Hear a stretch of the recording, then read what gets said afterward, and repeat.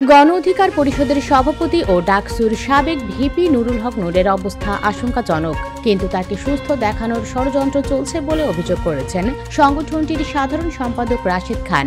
বৃহস্পতিবার 4 সেপ্টেম্বর দুপুর 12টার দিকে ঢাকা মেডিকেল কলেজ হাসপাতালে আহত নূরকে দেখতে এসে সাংবাদিকদের সঙ্গে আলাপকালে তিনি এসব কথা বলেন। রাশেদ বলেন, নুরুল হক নূর এখন পর্যন্ত পুরোপুরি সুস্থ হননি। তিনি যে অবস্থায় হাসপাতালে ভর্তি হয়েছিলেন, যে সমস্যা ও সংকট নিয়ে এসেছিলেন, এখনো সেই সমস্যা ও সংকট বিদ্যমান।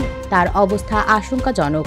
দুপুরে রাশেদ খান তার নিজের ফেসবুকে একটি ভিডিও পোস্ট করে ক্যাপশনে লেখেন, আজ ভিপি নূরকে দেখতে এসে দেখি আমার সামনেই নাক দিয়ে এভাবে জমাট বাঁধা রক্ত বের হলো। কয়েক সেকেন্ডের ওই ভিডিওতে নূরকে বেশ নিস্তেজ দেখা যায় এবং তার হাতে থাকা একটি টাওয়ালে জমাট বাঁধা রক্ত দেখা যায়। এর আগে বুধবার 3 সেপ্টেম্বর বিকেলে ঢামেক হাসপাতালের পরিচালক ব্রিগেডিয়ার জেনারেল মোহাম্মদ আসাদুজ্জামান সাংবাদিকদের বলেন, গণ অধিকার পরিষদের সভাপতি নুরুল হক নূর এখন পুরোপুরি ঝুঁকিমুক্ত এবং তার শারীরিক অবস্থার দ্রুত উন্নতি হচ্ছে। তার চিকিৎসা দেশে করাই সম্ভব, তবে চিকিৎসার ফলো আপের জন্য তিনি বিদেশে যাবেন কিনা তা তার পরিবার সিদ্ধান্ত নেবে। উল্লেখ্য, গত 30 আগস্ট রাত 9টার দিকে জাতীয় পার্টি ও গণ অধিকার পরিষদের সংঘর্ষের পর আল রাজি টাওয়ারের সামনে আইনশৃঙ্খলা বাহিনীর লাঠিপেটায় গুরুতর আহত হন গণ অধিকারের সভাপতি নুরুল হক নূর। ঘটনাস্থল থেকে নূরকে উদ্ধার করে হাসপাতালের দিকে নিয়ে যান সংগঠনটির নেতাকর্মীরা।